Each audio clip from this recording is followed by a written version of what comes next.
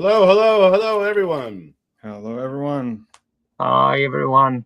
I'm doing the French hello or the Syrian hello because from what I understand, the Syrian hello was stolen from the French hello. Hello, hello. Hello, hello. Yes. Well, all Arabs seem to have adopted the hello, which is Yeah, The it's true. double, but it's a double version. I wonder if it's yeah. because the old telephones is hard to hear, so you say it twice. Yeah, possibly. Yeah, probably. Yeah. But also it might actually have to do with a cultural thing because people tended to converse from distances, and so when you're trying to hail someone who is far away, you might have to raise your voice and maybe also possibly repeat what you're saying.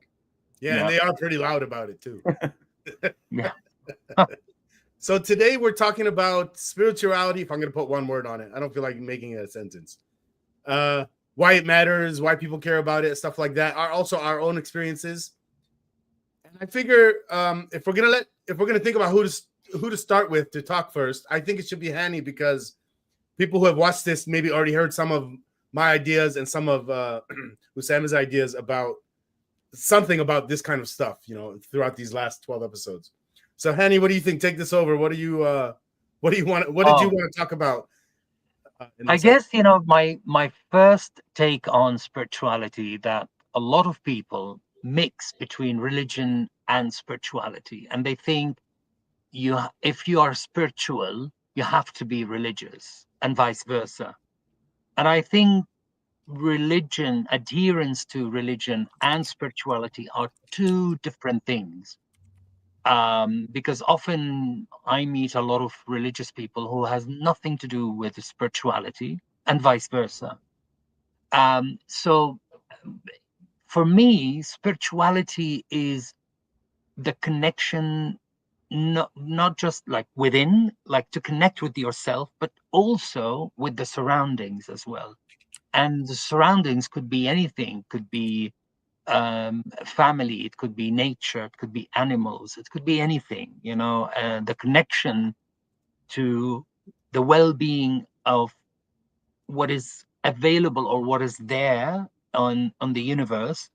And that includes also what we might not see or touch, and that's also about the spirituality, because there are so many questions that we couldn't find any answer for it, and spirituality gives that. I know that, like, some people might think like, oh, this is God, and it has nothing to do with that. No, it's sort of like it connects us with the unknown. There are so many aspects in our lives that we don't know about, and we don't know what it is or how it is. And there are a million theories about dreams, for example. Some people interpret it in a scientific way, others have different ways. It's a very broad, in my opinion. Spirituality is way more than religion. I mean, religion might be just a tiny bit of it, but spirituality is just a huge umbrella. Can I ask something about that perspective and how it might have changed before and after a transition that you might have had from religion out of religion? How was it like before? How was it like after? Do you think that there is some aspects that you would pinpoint that this thing has changed, this thing hasn't changed? Now I have a different perspective on this particular thing that I had before, but now it looks from a completely different point of view. Or is it pretty much Hey, the guys, same? I think can I interrupt, because we have a caller. I'm about to add her. Okay, we'll continue this later, and I'll write it down. Okay. Hello, Anna. Anna, can you hear us? I wonder if she hears us, or because we can't hear her. No. Well, she says, I'm not hearing. Sorry, I'm having problems. Oh, I didn't see that. Yeah. It's there on it the is. comments. Yeah. Okay, well, we'll just wait a little bit, but go ahead, Hani. Continue answering Usama. Yeah. No, Usama, yeah. Yeah. So based on Hello. Oh, there we go. Hi, Anna. Okay. Perfect. So I'm happy to be here. I have never done this before, and sorry for my English because it's not very good. So well, I welcome. apologize, but It's okay.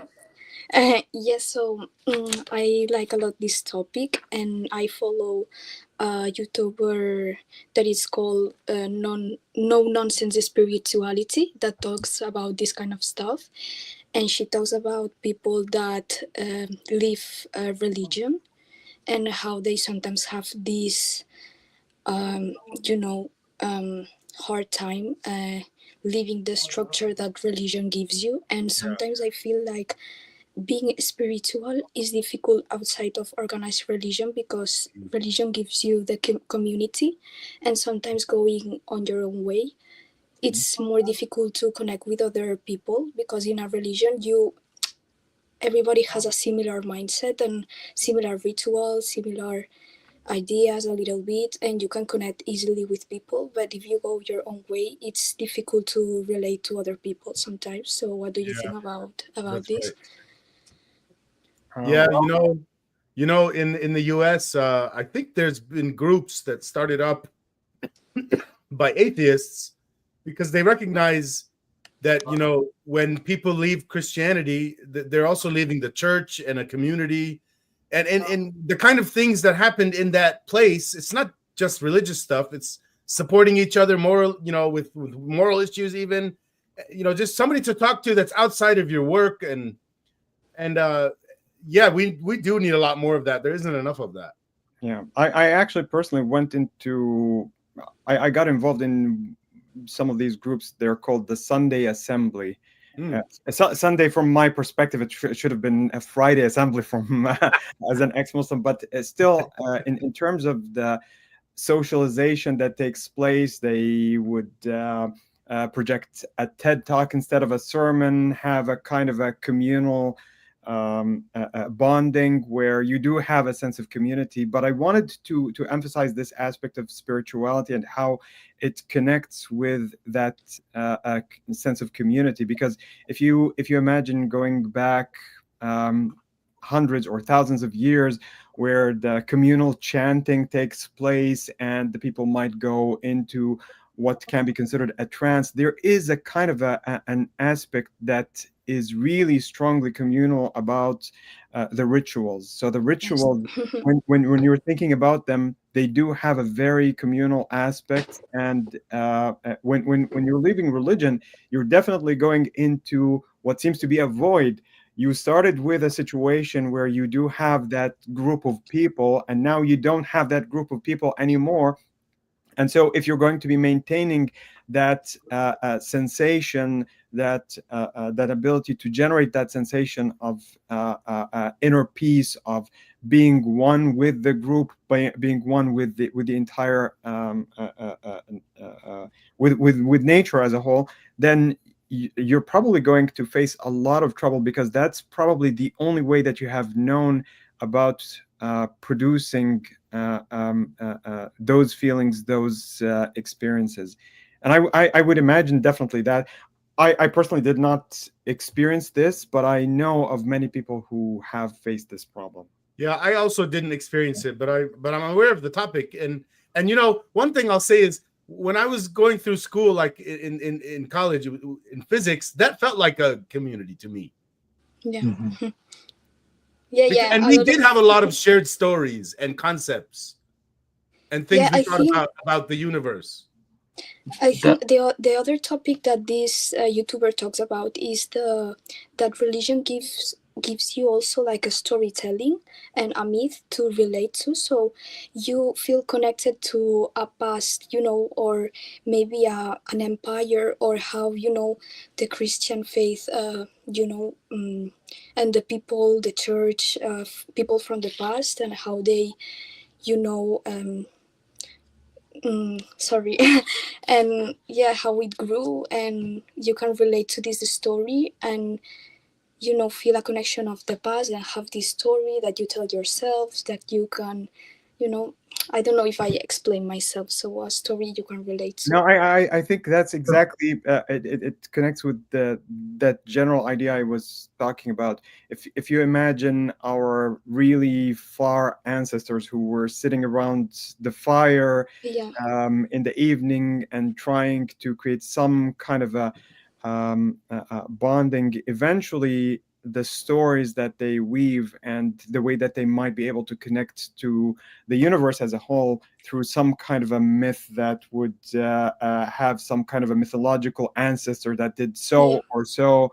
And there are certain stories that would then connect you with nature or with destiny or with other aspects.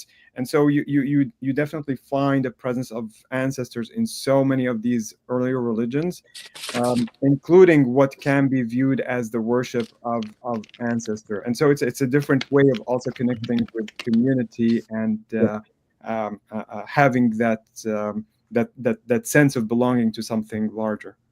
Yeah, Yeah. and actually, I want to comment on this because, as you said, Anna, like I met a lot of people who they have doubts about religion, and deep down they don't actually, they're not really a believer if you scratch a little bit of the surface.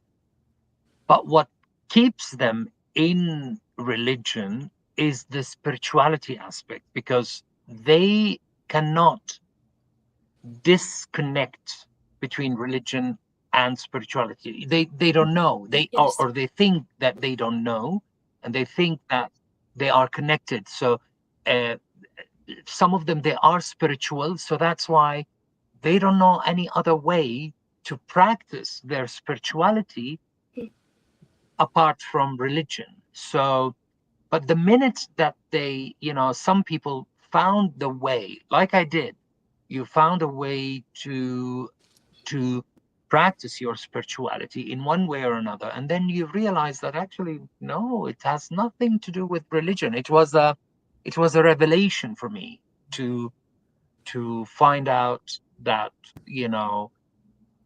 I don't need a religion to connect with Yeah. with myself, with other human beings, with the nature, with animals, with, I don't know, spirits, if you want to call them. I don't know. I mean, so again, it is surprising that you meet a lot of people that they are afraid of you know releasing religion because they are quite spiritual and they don't know how to practice their spirituality Yeah. without the religion.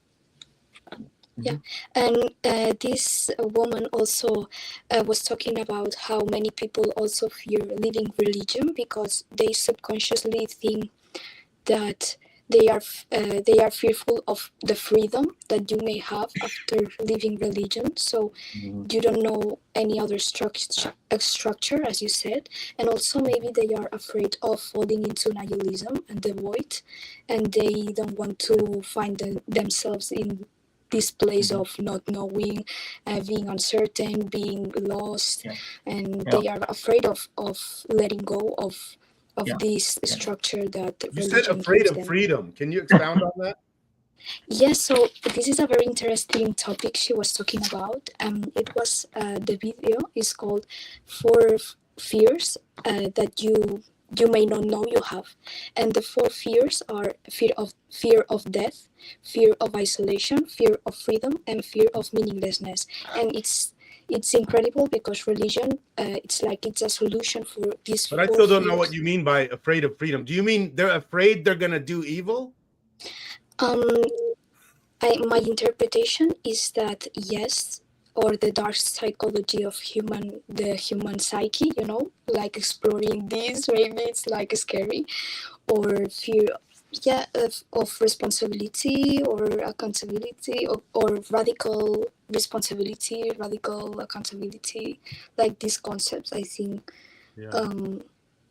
Many people. I've heard of people being afraid that other people, let's say a Muslim who's not even considering about Yeah, leaving Islam, they will say about people leaving Islam and becoming an atheist, what are you gonna go do everything Yes, exactly. that is a sin Also- now, and they're afraid that you're gonna go do it. I never thought of somebody being afraid they're gonna do it themselves. Because Mm, that's the thing. not doing That's things, the thing, but Rami, is that a lot of no, yeah, go on, Sorry? go on. Yeah. Go ahead. No, Hani. I was just saying because we are indoctrinated ever since we are, children, that the only righteous way is religion. So, and that's what makes people believe that, oh my gosh, if I'm leaving religion, that means I'm gonna be, I don't know, a nomad. I'm gonna go, and sorry for my barbarian, French. If I leave religion, I'm gonna go fuck my mother. Yeah, and it's like, I'm gonna be a barbarian, no What's laws. weird about that is, no they not worried my mother might not want to do that? I'm sorry with that joke if it's raunchy too much, but people no, actually ask us this question. Yeah, exactly. And I've been asked this question again, but Not just me, okay. the irony of people who associate spirituality with religion is that when they go deeper, and that's what I know, because like most of people on this earth, they don't know that much about religion. They only know, let's say, the basics. Most of us, let's be Yes. honest, most of religious 2%. people, they know the 2% basics maybe. actually. But actually, once they go deeper, that's again, that's my opinion. I could be wrong. But once they go deeper, they become one of these two, either a fanatic Yes. or an atheist. Like once you go deeper into religion, you get, either you dissociate yourself from this religion and you say like no, or you become a fanatic and an extremist. Let me try to argue their side a little bit. I heard of something recently, the idea that Muslims, the way it helps you live your life, you become disciplined and like you study better, stuff like that. And what they're saying is lack of Islam and being an atheist, you're not going to be disciplined, you're not going to study, I guess. Which is weird to me because there's lots of successful people who are also atheists. So I don't know why they're saying that. Well, actually, that's one aspect in the studies of happiness that you would see sometimes, that are comparing religious people with non-religious people, the kind of anxieties that religion is supposed to alleviate, and takes the burden of that and puts it onto something else, or gives you some means of getting support either from the community or giving you some assurances about what would happen in the hereafter and so on. And so religion does actually achieve that, not because it's right, but because it's actually able to deceive the person into thinking that you have all that support mechanism that's going to make things better. And so it might make the quality of life better, but it's only in the sense that if you get drunk, you're going to start laughing at any kind of joke, no matter what that joke is. It's true. It's true. No, I'd like to make a point that's in support of what you just said, Usama. I have a guy on my podcast, Ahmadu from Nigeria, and he explained to me a lot of people convert to Islam or Christianity or go towards it because they're poor and they want hope that things are going to get better and that things will be better in heaven because they're so poor. Yes. And he said the people that are rich don't have that problem and they're not running to Islam or Christianity. Well, yeah, if you look at actually the beginning of Islam, for the first 13 years of Muhammad's message, you can see that the people who actually followed him were supposed to have been either poor people, slaves, people who are dispossessed. So that original design element to work on poor people is still working today. Yeah, it seems to be the case. Yeah. And also, I think apart from money, also political instability, because now I search different kinds of content on the internet, and there's like this discussion in the West that people feel spiritually homeless, and in this time of uncertainty, that wars and all these, people go back to religion because like it's an easy access to Because they all were this unhappy fear. and now they feel happier. Yeah, maybe, or also that they have found the truth, or I don't know. Yeah. Well, if the point is the truth is making them happier, that's how they're choosing. See, I think what's happening here is these people want something and then they choose their beliefs to match their wants. And I think the Exactly. proper way is Yes. you find out what's true and then you decide what you should want based on what you found out is true. Yeah, I agree, but I think it's unconscious. A lot of things are very unconscious, so people, I don't know if they really choose, but yeah, they cling to a solution, the easier or the most accessible solution to all these uncomfortable feelings, or yeah. Again, And because it gives them a relief. Religion yes, I totally understand how religion can be a Is it source of really strong, relief, like because 50 proof?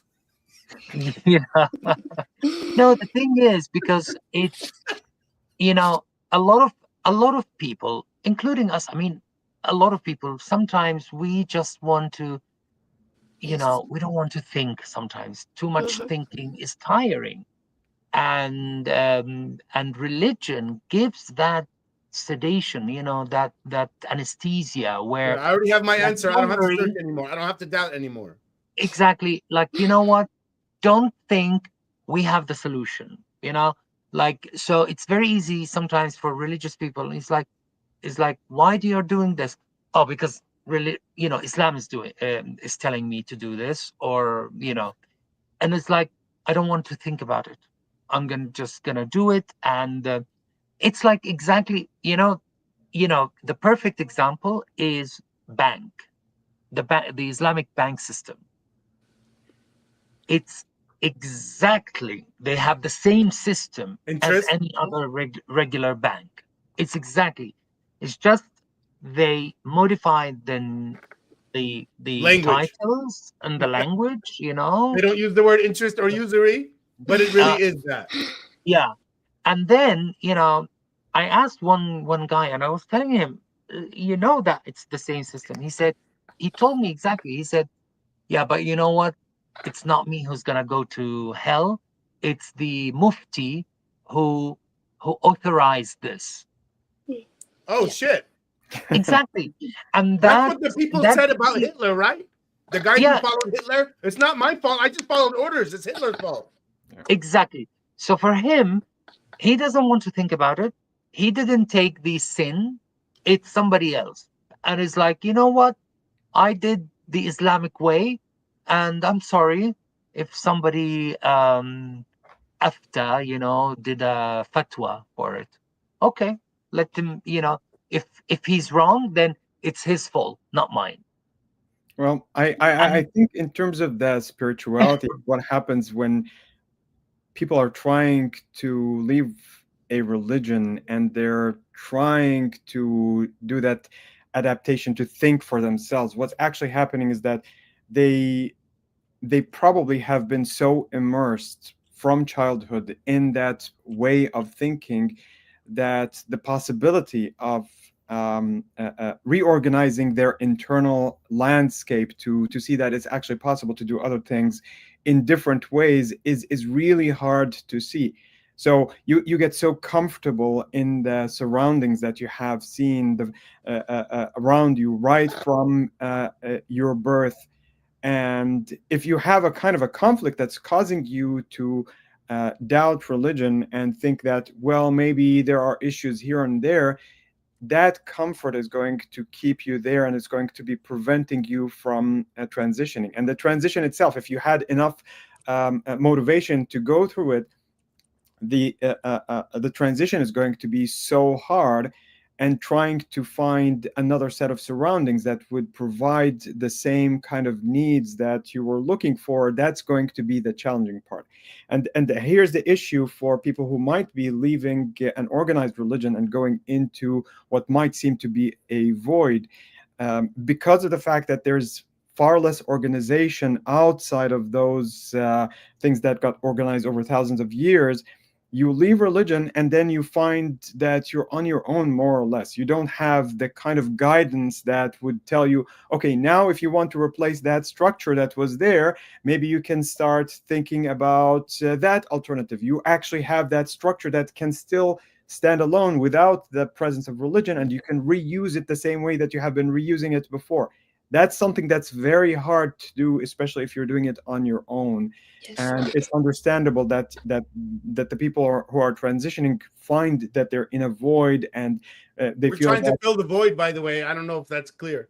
yeah, that they feel that there is no way of actually navigating that uncharted waters, and that's where the issue comes in. Yes, I also heard that it's more probable that you enter another religion right after you leave one because of the brain structure, like the way religion, organized religion works. So your brain is so accommodated to that, I don't know, way of doing that it's easier to jump from one to another than to, be an atheist right away. But it's funny how the mind works in this way. Like, you remember, Rami, we were talking about it last time, how, I find it quite ironic when people leave one monotheist religion to go to another. It's kind of really, and I know everybody has their own choices or whatever, but like it's kind of ironic because it's more or less the same system, the same, as I call it, an exclusive club. It's either you're in or you're out. And it's like, I met some people who left Islam to go to Christianity and vice versa, and it's, you ask them about like why did it, and they always go, they have the same answers. It's like, yeah, but because I found peace in this. And then when you tell them facts about Christianity or Islam, they start to give the same argument they used to when they were in the previous religion. Can I connect this for everybody by giving the same example, and it's not even a religion context? If you're in a very abusive romantic relationship with someone, and while you're doing that, well, probably the reason you're in one of those is you had an abusive relationship when you were as a child. You developed coping mechanisms to deal with that scenario, and that led you to getting in an abusive romantic relationship. Let's say that fumbles. They usually do anyway, right? You get a divorce. You might get in another abusive relationship, and it's the same shit you learned from before that's causing you to do it again here and be okay with it and let someone abuse you. And I don't want to sound like we're saying this is only other people's problems. I fucking did this. Yeah. And you could think of your religion as an abusive relationship. Yeah. But many people say the contrary, that people leave religion because it's your experience, the abuse you may have endured during your religious, years, to say it one way, is your experience. So don't put your experience into mine, because I know that my religion is not like this, because my experience is not this. So how would you, to this argument, how would you answer this? Because not everybody really has an experience of abuse, feeling abused.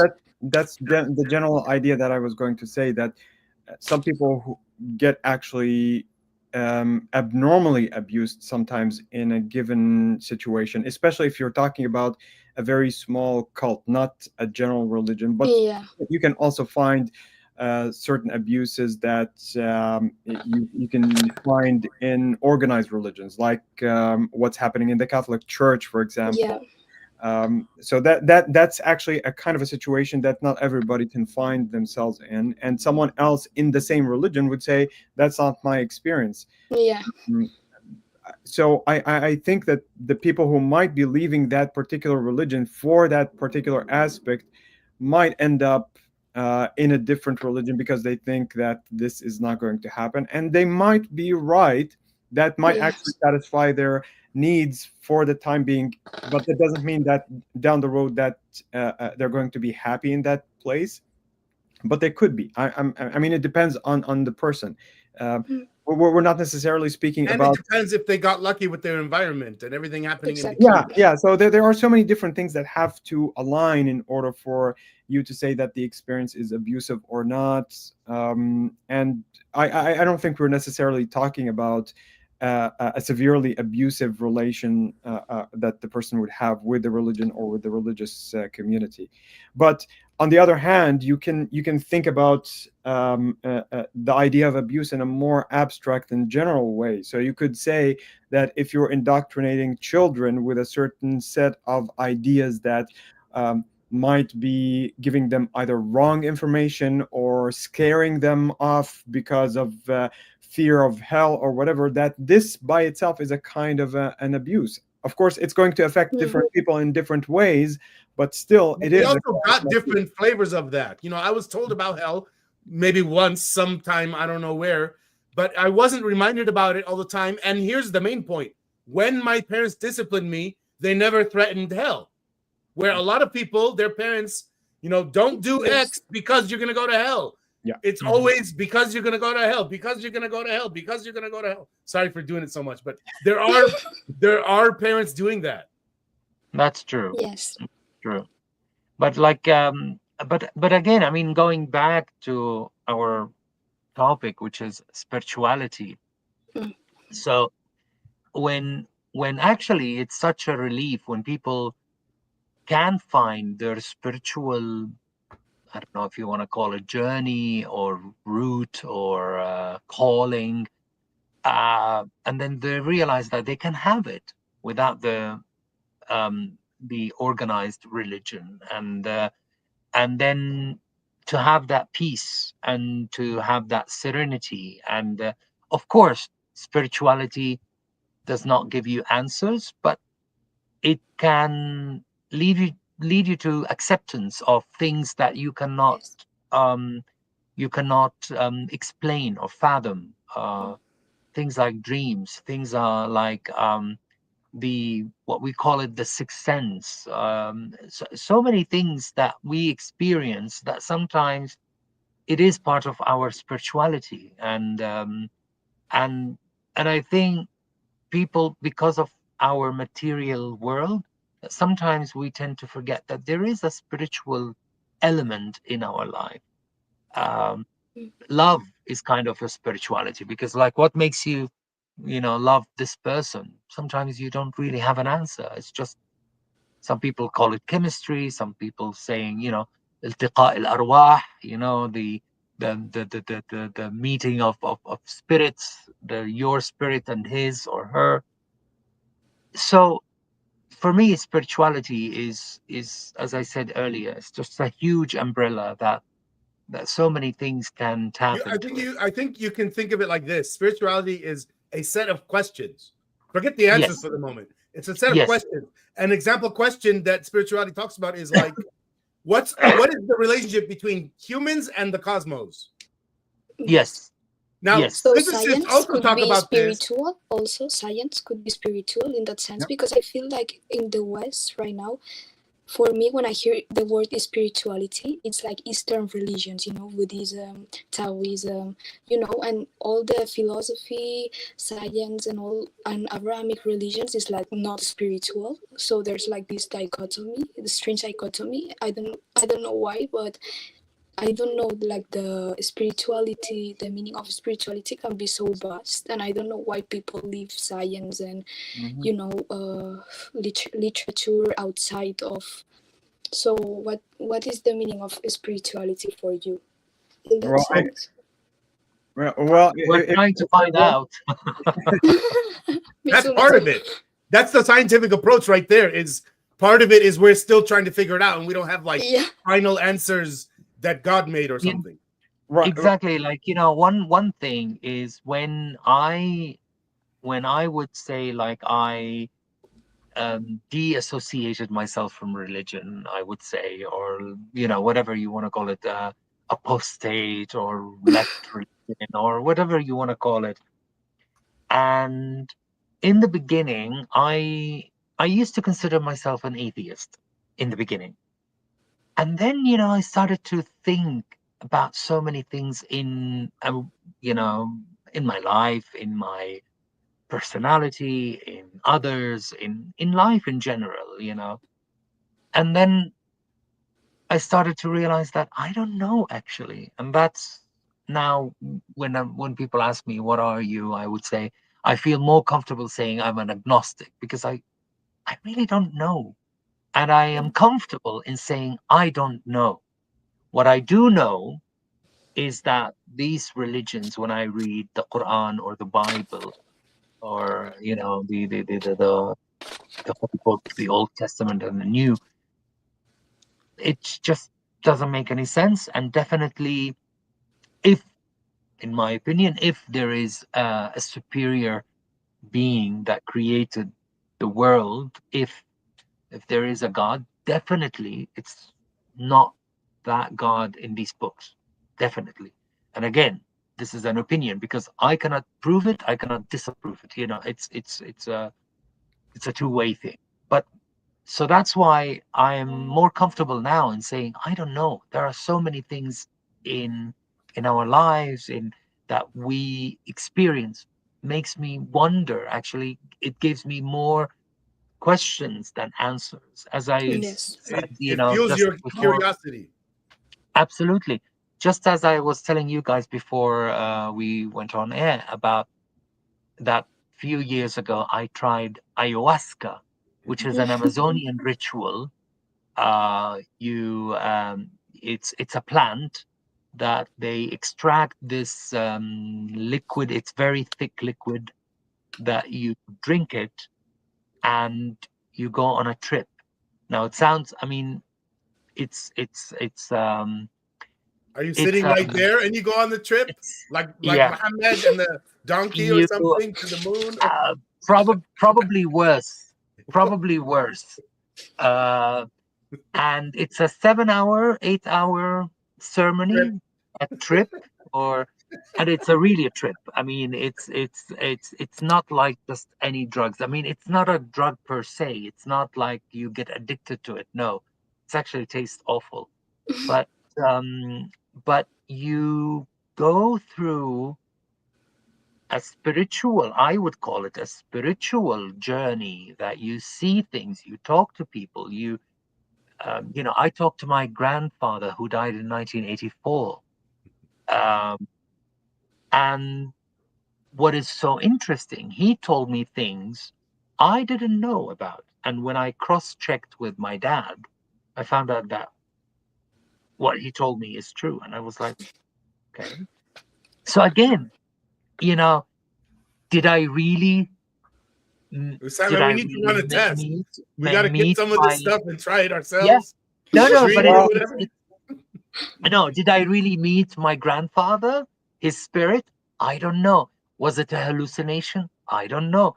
I mean, again, it's I'm just open for, whatever is coming my way. My role in this is to rationalize as much as possible, but there are things that I don't know. Again, I really don't well, know. I know, Usama, that you disagree with me. I no. totally, I can I don't see it. necessarily. No, not necessarily. What I was actually going to say is that probably because I have been so interested in what Sam Harris does, and basically what he does is to divest spirituality from religion, and one of But he's an the atheist, ways, right? yeah, he's an atheist, but he divests spirituality from religion, emphasizes the effectiveness of some Eastern He learned from the practice. Buddhists. Yeah, from the Buddhist directly, but he also advocates for the use of psychedelics in general as a kind of an aid for inducing these experiences. Yeah. And I Yes. don't necessarily think that this is a wrong or erroneous No. way to do it, because No. eventually the people, the shamans who initiated those things in ancient societies, we They were know using those drugs, right? we know for a fact that they use drugs. They still use that. So the By the way, I ayahuasca. went on a couple trips before. I don't think anyone told me anything I didn't already know, though. I don't really Yeah, remember any talking happening. but the thing is that the trip depends on the person greatly. Some of the trips are Yes, so if you believe in jinn, you might be visited by jinn. Maybe. Probably. I mean, but this is different because it's not. It's again, I can, it's a safe space. I can say that I've tried, in my my young age, I tried a few kind of drugs. Uh, this is something totally different. It's not like you trip and then you see things that in your subconscious. No, I saw things I've never seen it before. Um, Whatever that is, I don't know. I've seen things, flashes of my previous life when I was a kid, when I was a child, when I was a teenager, and all of that. That's right. There are so many things that were very, very weird in that respect. But again, one of the reasons why I used it, why I tried it, is because I was reading about it that it helps. If you are suffering from depression, it helps you with yeah, which depression. very it's Yes, very I supportive. have heard that. Yeah, that's And very trust me, like, because I did 2 ceremonies in a row, like 2 days in a row, and oh my gosh, the feeling I had after the ceremony. Unfortunately, you should do it on a regular basis, but unfortunately I didn't have the chance to do it again. There's actually, sorry. Yeah. So No, there's so I was this. just saying, the what I felt after that for like a couple of months is just wow, the serenity I had, and like these mice in my mind were gone. Were like, oh, Yeah. nice, I'm peaceful. Yeah, go ahead, Anna. So I have heard that now they are doing these microdosing things with Yes, psychedelics, and yes. also I have researched a little bit about psychedelics, and there's a study that many atheists that did mushrooms, actually after doing mushrooms they weren't atheists anymore because they had this kind of spiritual experiences and all that.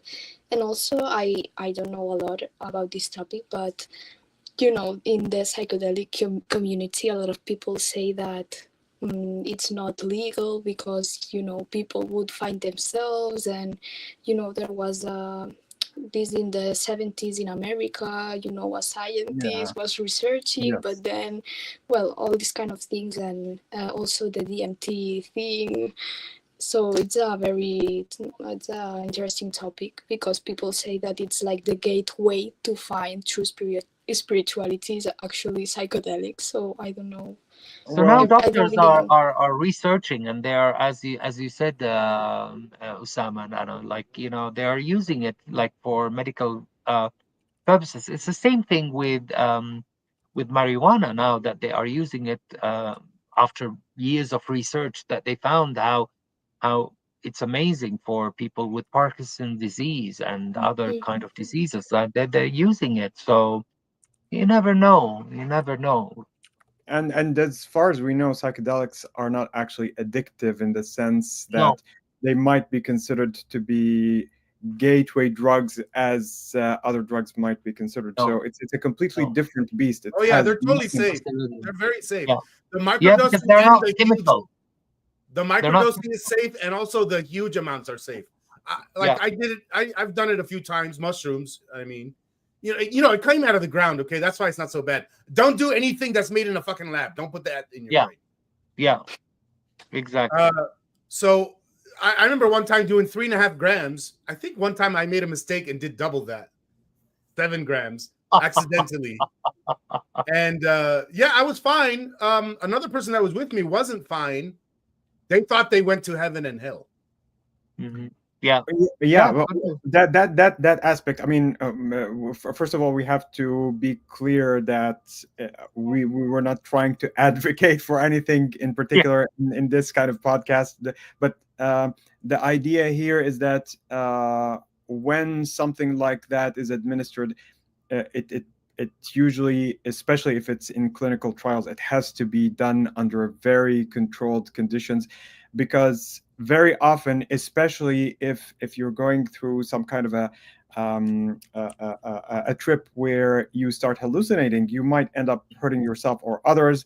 And like Anna actually said, there were certain situations in the past where that exact thing had happened for more than one case. And so the part of the ban on actually this has to do with the fact that if it's uncontrolled, it can lead the person. So there's a documentary that I watched on Netflix called Fantastic Fungi or Fungi. I don't know how to pronounce that. And they go into the science of all of the stuff we're talking about. For anyone interested in what we're saying, go watch that documentary. That's where I learned everything. I mean, aside from my actual experience doing it. It sounds Italian. Fungi as in mushroom. Can I open a question? Yeah, well, the last question you asked was what do we think of spirituality? Usama hasn't answered yet. Neither have I. Can we continue that? Yeah, well, of course. If I want to talk a little bit about my own experience through religion and outside of religion, the only type of spirituality I might actually be able to relate to is what was mentioned before, is the natural one that has to do with science. So as a physicist, that's definitely something that was prominent in my own experience. Me and too. In fact, one of the people who eventually planted the seed of going into science in my mind was Carl Sagan. And Carl Sagan, Yes.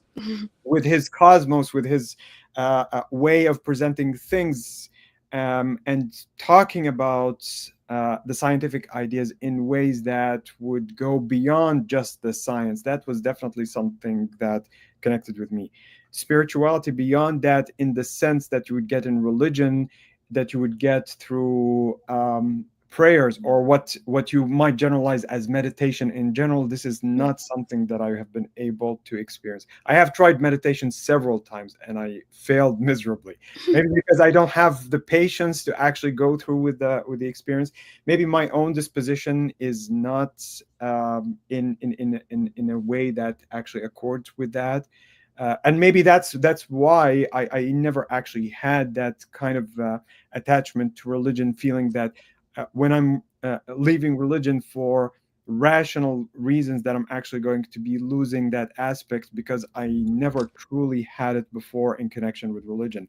But I do understand that it's something that's important, and what I'm trying to advocate for is that it's actually possible to have it for the people who seek it outside of religion. It's not something that's inexorably attached to religion. What we need to remember is that religion is a human construct, and spirituality predates religion by thousands, if not hundreds of thousands of years. And so we need to remember that. Once we remember that, it's then possible to start extracting those elements from religion and having them exist in our lives independent of those ceremonies, those texts that are not necessarily linked with the spirituality itself.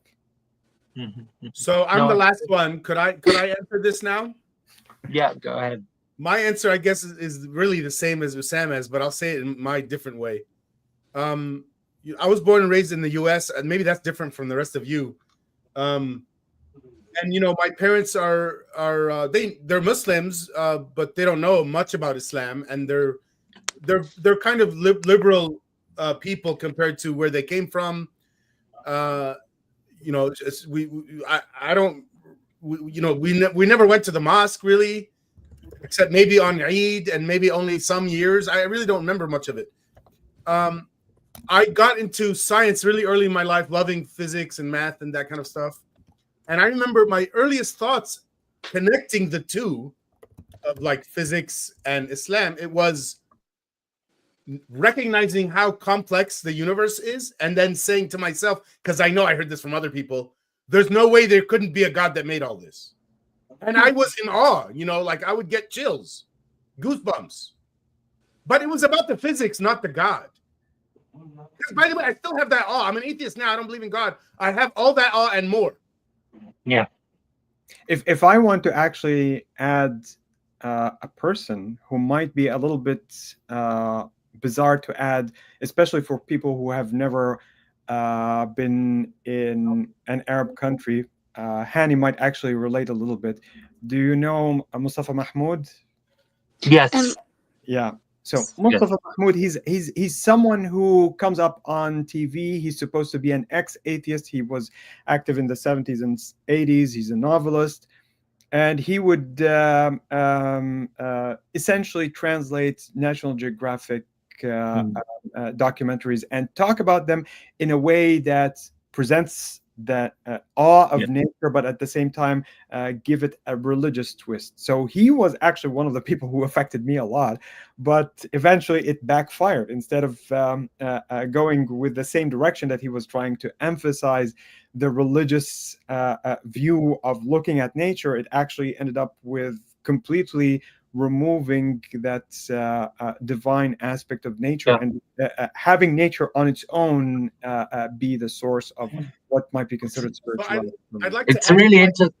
Oh, I just sorry, want to add Ram. my answer a little bit, which is how I see things now. Because I was telling you how I saw things before I left Islam. How I see things now. Well, first of all, there's a lot of concepts that have been in my head this whole time that I didn't know that people put under the category of spirituality. If we do put them under that category, then I'm very spiritual, probably more than most people, even the religion people. So if you look at what I say about the vision of this organization, Uniting the Cults, which this live stream is about and on or whatever, my vision is of a world where people recognize love as the goal and rationality as the method to achieve it. The love part is what people say is spirituality. Okay, so it's not just, again, what I thought spirituality was before was just, I don't even know if I understood the concept, because that word wasn't even in my head till way later when people started saying, well, what about spirituality? And I would say, you mean spirits? I don't get it. Yeah. A lot of people think that, like, spirituality, are you believing in ghosts? And well, it could be, part of spirituality is, as I said earlier, is like the metaphysique. We don't know. There are things, I don't know. Are we alone in this universe? Are we alone on this earth? I mean, I don't know. Like, there are so many questions. I have been approached and asked so many of these questions, and my answer is sincerely, I don't know. Because my journey, I might cross with yours on certain elements, but it's completely different. We all, even though that the three of us share the same of, like, deassociating ourselves from religion, but if you look deeper, each one of us has a different path and different journey that led him to that conclusion. Do you think to be be spiritual and live religion, a key part is to accept that you can't know the truth? Because I feel like religion tells you that this is the truth. So if you accept that you don't know, you can know, the truth of the universe, you end up not being religious in a lot of. Yeah, but that's also the thing that that the religion is trying to sell us, that as if there is truth, but what is truth? That's the thing. I mean, and that's why I'm not looking for the truth, and I'm not seeking the truth. I'm just living this life with all its aspects, but, like, that's the thing, is like, is like, oh, you're leaving the religion, so how you're gonna find the truth? Like, what is truth? I mean, so let me say it in a scientific language: the infallible truth we have no access to, but we have fallible truth. fallible knowledge about the truth. And everything we know is of that form, even our physics theories. So, so to drive this point a little bit further, all of our physics theories today, even our best ones, will be replaced with better ones in the future. No physicist or scientist considers any theory today the final infallible truth. Absolutely.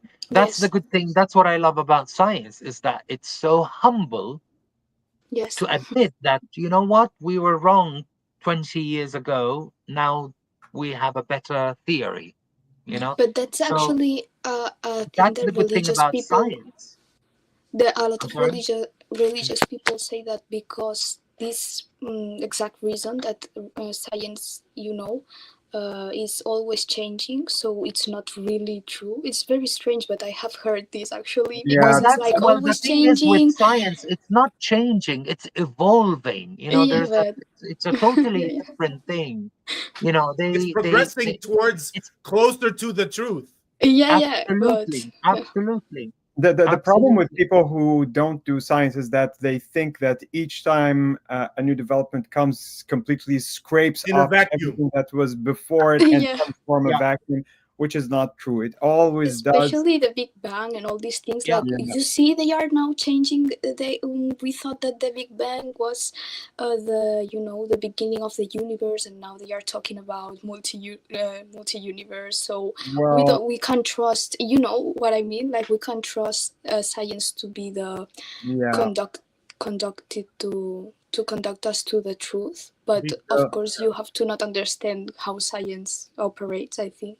The problem with this is actually two-sided. The first one is that the general public doesn't know enough about science, and the other aspect is that the scientists themselves are very often bad at communicating what they actually have, and so it becomes a way of creating a problem where what we actually know is not properly given to the public in a way that's understandable, to let them know what we really know, but also what kind of limitations and what kind of frontiers we're at and where we are progressing beyond that. In short, you know what, Usama, is exactly that's the key issue. That scientists are horrible, bad public speakers. They don't know. They're geeks. They don't know how to communicate. Honestly, I've talked to scientists where, on the other hand, unfortunately, religious scholars, if you want to call them, they are fantastic public speakers. They know how to talk to the public, and that's what, in my being a working as a communication manager, I see that, like, that's what lacks scientists and science is public relations. They need public relations. When I was in Geneva 10 years ago, when I did my master's there, I met people from, I guess you know about this, it's called the Sera, no, it's this the CERN, the CERN, yes. So I met CERN. Yes. So I met people who are working there. Fantastic. I mean, it was really funny because they were really amazed about my work, which is nothing compared to what these guys are doing. And these scientists from all over the world, I met, like, some of them from China, Argentina, Egypt, Sweden, from all over the US, everybody, all over the world. They are all there for the purpose of one thing, for science, and to improve it, and to discover new things and new methods and new theories. And it's from all of them. Like, I was having this dinner party with them. They were like maybe 15, 20 people. I can say literally only one that was talking in a proper interesting way. The others were geeks. Like, really, I had to I was struggling trying to get out of them the information about what exactly they do, because they don't know. They were I explaining. I can actually relate to this because these are ostensibly my people. Yeah. Yeah. Well, actually, my PhD was related to things about CERN, but that's I've never worked or been to CERN. Yeah. But I think one of the reasons why you end up having this kind of issue is that the level of specialization right now has become such that you take a very small detail and you dedicate your entire life to it, so that when you want to speak, you're going to be speaking about such a technical issue and with such technical Yeah. terms that most people are not going to be able to understand you. So Even the people closely connected to you, but in a different yeah, Yeah, but exactly. that's the way, that's the thing, that they should have a PR where, I Exactly. would come, like, let's say if I'm working for the CERN, I would come to them. It's like, okay, explain this theory to me as if I am a 5-year-old Yeah, Well, person. you need a Richard And, Feynman for that. you and that's the key to simplify it. I know it's not simple, but there is always a way to simplify it, that I can take that information, put That's it a in skill some set all by sort of itself. communication package, yeah. and Yeah, just broadcast it. like marketing, being more inviting to Yes, Yes, yes, science. yes, exactly. exactly. Marketing. That's And exactly I what they think need. that evangelizing and the Dawa concept is really marketing for the religion. So Except it's the Absolutely. you evil have kind of marketing. yeah, Yes. but in the it's the same, to say it that way, in a way, because it's the marketing an idea, an ideology. I mean, science is not an ideology per se, but it's ideas. It's yeah. And So if you look at the people who originated the religions that we're talking about, supposedly Muhammad was a charismatic, trader, and, yeah, charismatic, and moving around talking to people.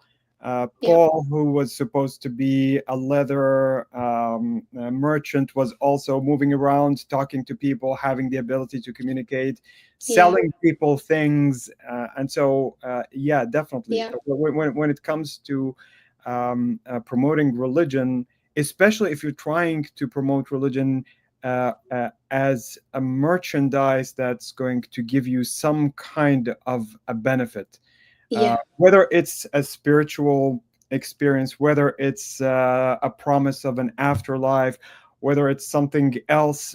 You are selling something. People yes, who are trying to promote something like science have a very hard time doing that, especially when it comes to pure sciences that don't seem to have any kind of a clear application to everyday life. You're selling a nice idea, but especially if you're trying to get funding for that idea, it's going to be hard to convince the people that it's actually worth exploring. We want to know, we want to expand our knowledge. How do you actually get people to pay for that, to support what you have, to understand it? So And do you can I? think you can sell spirituality? Because it's like it's not a set idea, a set ideal. It's like spirituality is like more within, and it's not organized practice or nothing like that. So Like you let me don't sell sell. you and the audience a little bit of spirituality right now. Okay, if you guys don't mind, I'd like to put something on the screen by David Deutsch. He's a physicist and philosopher, and he's not talking about spirituality in general. He's talking about one question that spirituality deals with: the relationship between humans and the cosmos. Okay, I'm gonna put it on the screen now. Okay. And there's like 5 paragraphs, so give me a chance to read all this. Let's see here. So when ancient people tried to explain their condition, they typically did so in grandiose cosmic terms, which was the right thing to do, as it turns out, even though their actual explanations, their myths, were largely false. Some tried to explain the grimness and monotony of their world in terms of an endless cosmic war between good and evil, in which humans were the battleground, which neatly explained why their experience was full of suffering and why progress never happened. But it wasn't true. Amazingly enough, all their conflict and suffering were just due to the way they processed ideas, being satisfied with dogma and just so stories rather than criticizing them and trying to guess better explanations of the world and of their own condition. 20th century physics did create better explanations, but still in terms of a cosmic war. This time, the combatants were order and chaos, or entropy. The story does allow for hope for the future, but in another way, it's even bleaker than the ancient myths, because the villain, entropy, is preordained to have the final victory when the inexorable laws of thermodynamics shut down and all novelty with the so-called heat death of the universe. Currently, there's a story of a local battle in that war between sustainability, which is order, and wastefulness, which is chaos. That's the contemporary take on good and evil, often with the added twist that humans are the evil, so we shouldn't even try to win. And recently, there have been tales of another cosmic war between gravity, which collapses the universe, and dark energy, which finally shreds it. So this time, whichever of those cosmic forces wins, we lose, we humans.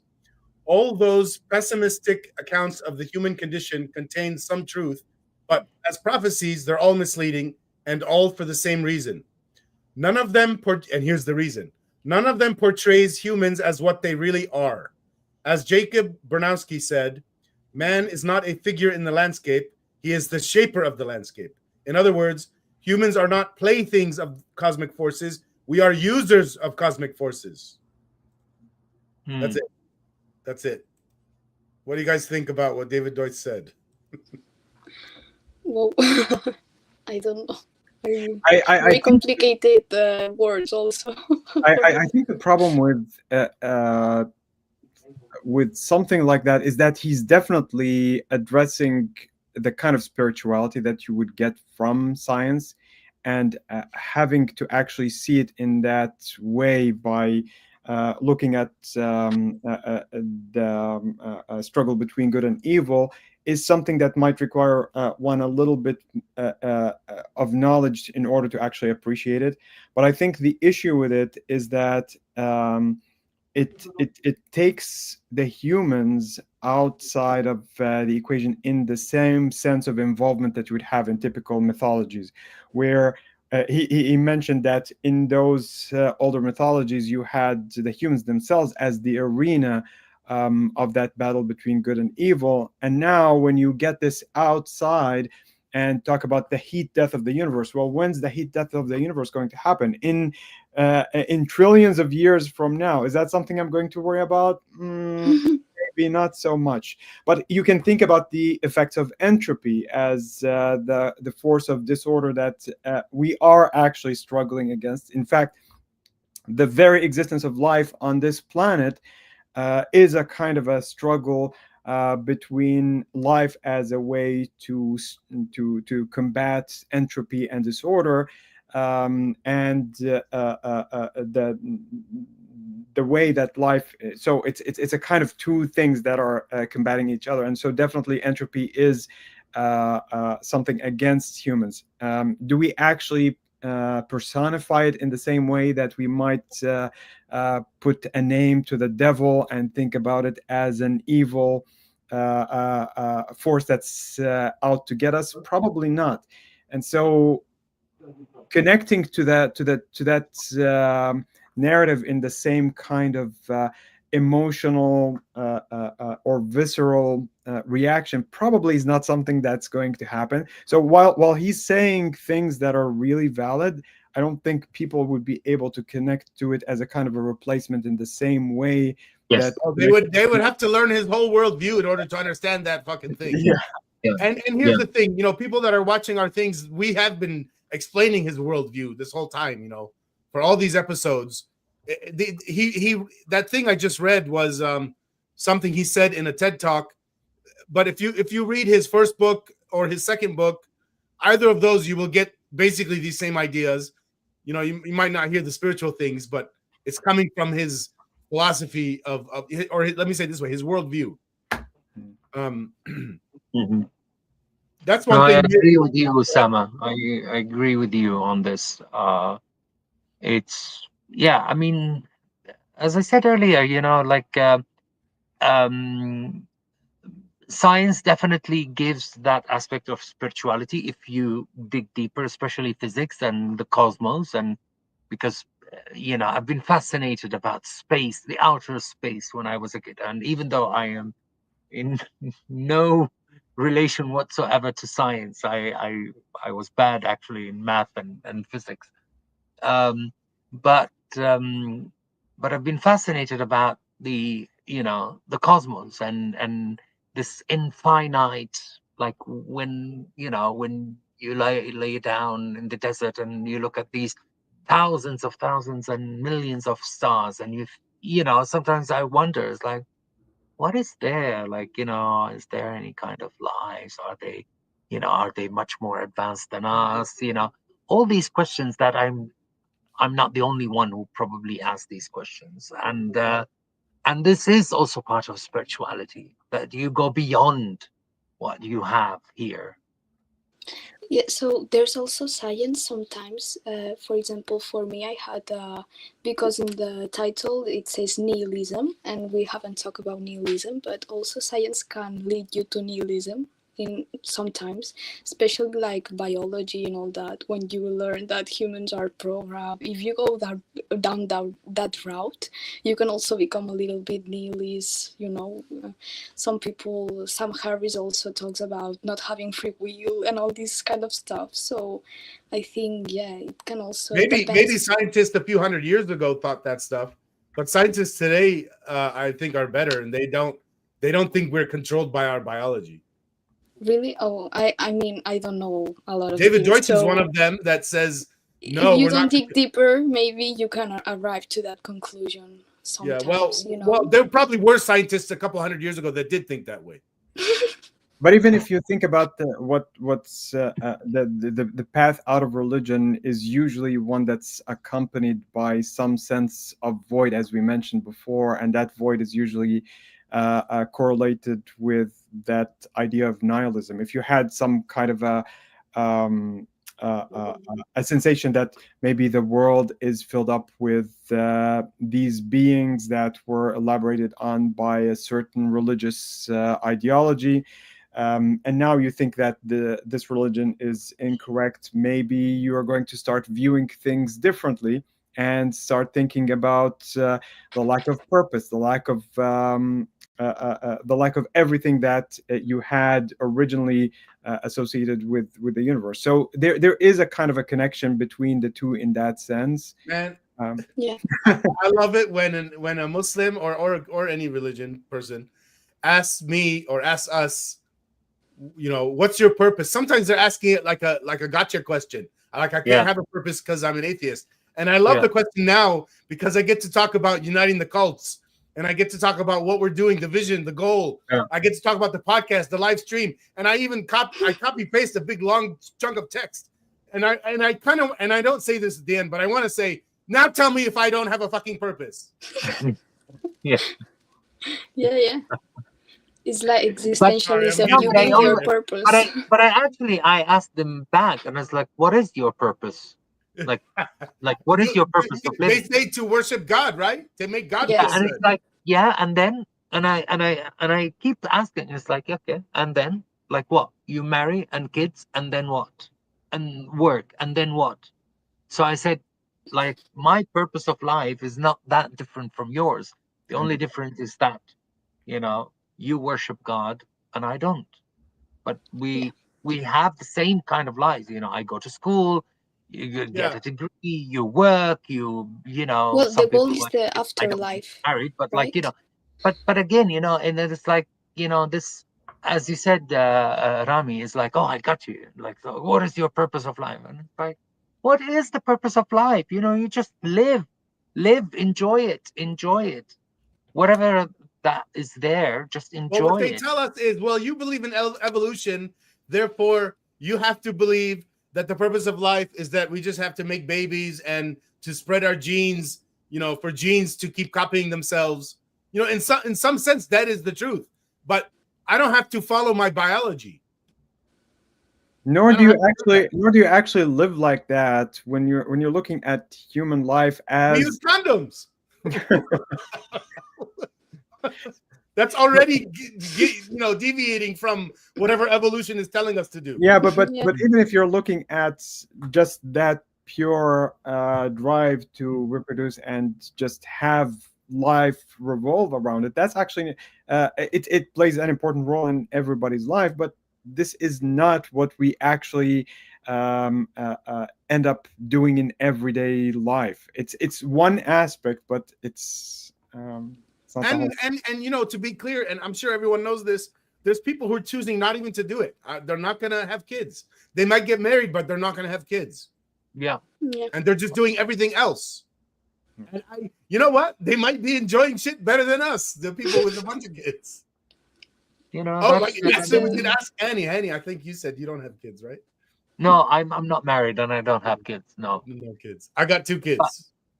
But that's the thing. It's like, was it a choice? I don't know. Like at some point it was a choice. Sometimes I think again, like we're a human being, and that's the I think that's the what is so nice about it is that we doubt, we think, that's what separates us from, let's say, animals, is that we doubt. I'm not sure, like animals, they doubt about their existential being, and I don't know. again, I don't want to sound ignorant. I don't want to sound ignorant, but but maybe elephants. I don't know. Maybe, I don't know, but they, according to what I see on BBC Earth or National Geographic, that they have a pattern that they live, and that's what makes us as a human being is the privilege of what I call doubting. You doubt things, you go back and you go forward, and sometimes you go back and reevaluate and reassess, and then you move forward. So sometimes, yes, maybe sometimes I regret that I didn't marry and have kids. Sometimes I think, oh, thank God I don't have kids. So it's like, this is an ongoing thing, that it is not set in stone. And well, it's not technically it's not too late for you, dude. Oh, well, no, I'm 50 now, so no. Like, no, I don't want to have. I've heard of it like when the guy is 70. Well, yeah, I don't have the energy. No. if you actually want to they have solutions for that. If you want to think about the evolution as the thing that might be conceived as the driving force in the conception of atheists, then you also have to look at what kind of evolution we're talking about, because evolution from the animal kingdom basically morphs into a different type of evolution when it comes to humans. The actual evolution that made us who we are involved the evolution of bipedalism, the evolution of language, the evolution of the brain, the evolution of the opposing thumbs. These things, they mostly, especially the language, they happened over thousands of years, not millions of years. So the cultural evolution, that's the evolution that actually distinguishes us, that separates us in a way to be clear, the animals, not all of them, of course, but some of them have some cultural evolution also. Oh, yeah, they don't have a universal language like us. Yeah, and the whole idea is that when we're talking about cultural evolution as something that distinguishes human, we have to remember that we are living on a spectrum where the chimpanzees share 98% of our DNA. So we're talking about a kind of a spectrum. And even if you go to closer relatives like the Neanderthals, you will actually see that they did have certain rituals that you might consider to be part of what we have as spiritual. Is there evidence that they were using language? Because from what I understand, they crossed with us 50,000 years and we intermingled. So maybe they were talking like us. They were able to vocalize, though the idea of having language is not something that's clear yet. But they are, when you're looking at the anatomical aspects of their vocal system, they are able to vocalize. But I'm talking about rituals like burials, They do have burials that involve Elephants beasts. do something like that. Yeah, but it's not the same kind of thing when it comes to beings that are so close to us. What I'm saying is that there seems to be a kind of a conception of an afterlife and spirituality, the same that you had with ancient humans. Well, And we so were dealing with each other. We could have picked up things from each other. Yeah, definitely.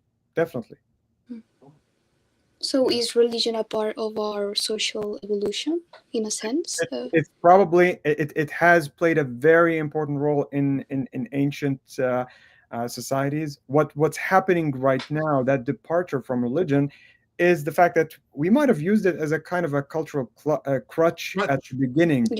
Yeah. The fact that right now many people are able to live without religion is telling you that, well, yeah, maybe it played a role back in the past, but that doesn't mean that it has to play a role that is always going to be there. That is to say, it's not necessarily a human thing that has to always be there.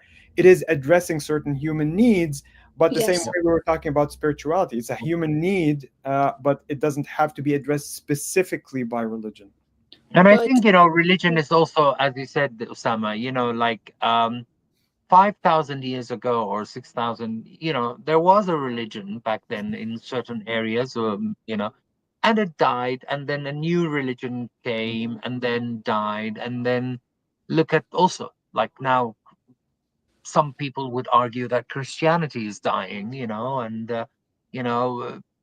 slowly, and Islam will too. Maybe not on our time, of course, but maybe in 500 or 600 years from now. I think it will not, like. Well, it'll be definitely also, different than today. It'll be more peaceful. Yeah, it will, like, it's like any other religion.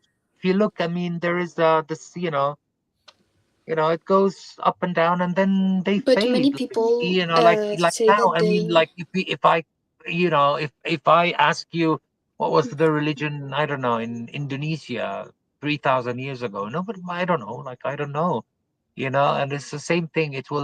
There will be a time when people would read about Christianity and Islam as a history book, like, oh, there was once this religion, But actually, when I read about Greek mythology, Zoroastrianism, and all these kind of religions, I saw in Sumerian, I think it's called, religions, and you see that there are stories like the Noah's Ark, his stories, and the hell and heaven mythology of Greek mythology is very similar to Christian and Islamic hell, and these concepts is like it morphed. Like there's an evolution in past religions to our current religions. But what you were saying is that about evolution, is that I also have heard that probably religion will always be a part of humans. So do you agree with that? Religion, if you look at the current research for where religiosity might exist in the brain, for example, where they have those extracranial magnetic stimulation devices that sometimes are used to create what's known as the God helmet, if you've ever heard of that. It's something that it can stimulate religious experiences in people, and they would say, well, maybe you have a certain region in the brain that is related to God or to spirituality, or that we have some kind of a gene that codes for that. That's actually not necessarily true. And what's happening here is that religion was formed in order to address certain needs, but that doesn't mean that religion as an entity exists on its own. It's actually just different parts that are put together, and that's why we were able to break it apart and address these different needs in different ways without really having religion exist as a whole. And again, that's why some people are able to exist without religion. Even within a religion itself, you can see that some people are more religious than others. are more spiritual than others. They have different different tendencies, and so I wouldn't say that religion as such is something that's inextricably connected to humans, but definitely the needs that we had, which initiated the invention of religion, are. And they are going to be met not necessarily by religion, but by different things. So take, for example, the act of praying. Some people would say, oh, in my religion, I do this kind of ritual, or I have this kind of connection with a God, with Jesus, or with whoever you pray to.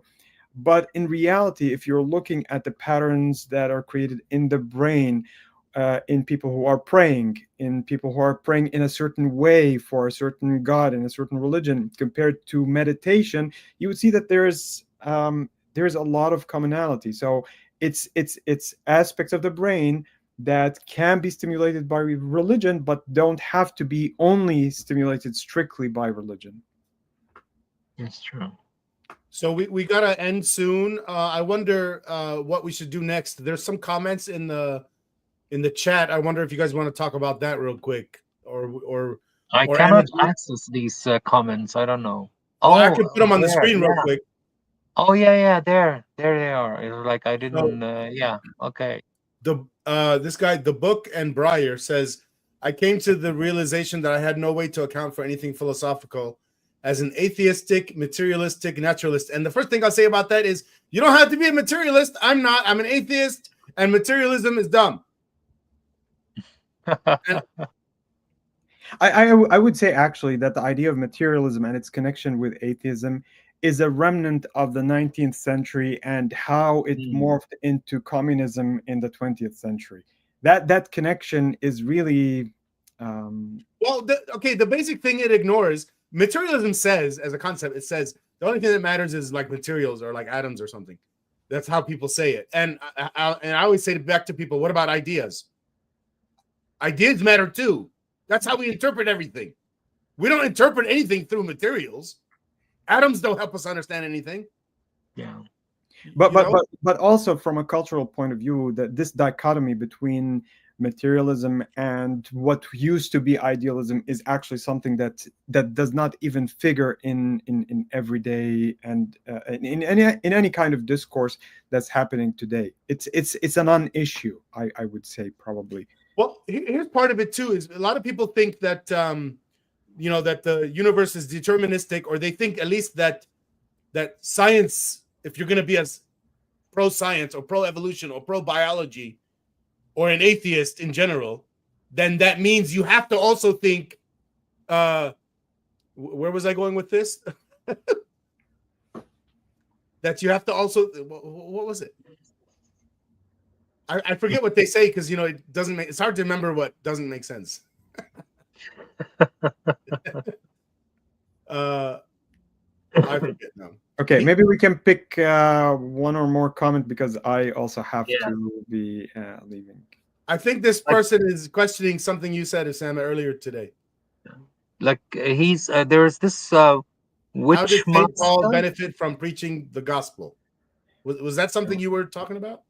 Well, I was talking about him being able to leverage his ability as a salesman to sell the idea. Whether he went through that experience on the way to Damascus, where he transformed from being someone who persecuted Christians to someone who adopted their religion, it's really inconsequential. What I'm saying here is that he was supposedly someone who was able to sell words, sell ideas, and he seems to have been successful in his trips around the different cities in the Mediterranean.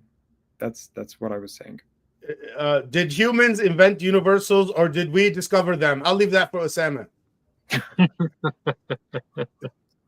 Well, the idea of universals, if you want to take it back to Plato and the way that it appears in that way, it's like something that gets abstracted. But if you want to talk about some specific universals like numbers, which are basically going to derive from that idea. When you're working with math and numbers, you really have the sensation that you're discovering something and not inventing it. So well, I don't think there's much of a difference when people say, "Did Einstein discover or create his theory?" Well, he did both. Well, that's different, because you're talking here specifically about an empirical law that can get measured. I'm talking about something a little bit more abstract, universals, as probably the person's talking about. Do one example. Beauty, for example, that's a universal. That's something that you can abstract from reality and talk about as something that might exist, like in a Platonic sphere that is beyond our world. I don't know if that's Are you actually talking about objectivity? Well, does beauty exist on its own objectively in Well, here's the thing. David Deutsch dedicated a whole chapter in his book, The Beginning of Infinity, and it's titled, I forget the title, but it's something like Beauty is Objective. So he's arguing, and I can tell you a little bit about what he said. You know, when we humans look at a flower or we smell a flower, and then bees are also attracted to that flower in similar ways, he asks the question, what is it causing us and them to see the same thing? It's something deep in us that is shared in our genetic lineages between us and bees, and that stuff, it's genes developing knowledge about objective, true universals. I would withhold Yeah. judgment. Yeah. Of course, there's some aspect to beauty that is related to our ideas. So I that totally believe that. I'm sorry, but I totally believe that beauty is a very, very subjective. That's what I was just saying. Some of it's subjective because of our ideas. I mean, We're different people. We have different ideas. We interpret things differently. So lots of it is subjective. Yeah, well, you know, attraction. I mean, the whole notion of attraction is a very, very subjective. I mean, it's like art. You know, you look at a painting and some people would like, oh, I love it, and then you was like, yeah, but we're talking about the things that are universal rather than the things that aren't. And we're saying but like both. music is universal. I mean, look at music, for example. Like the harmony. Like for example, I don't like at all. I don't find it musical to my ear. I don't like R&B. I don't like rap. But I know some people who love rap and love R&B. It's the same thing. I love opera.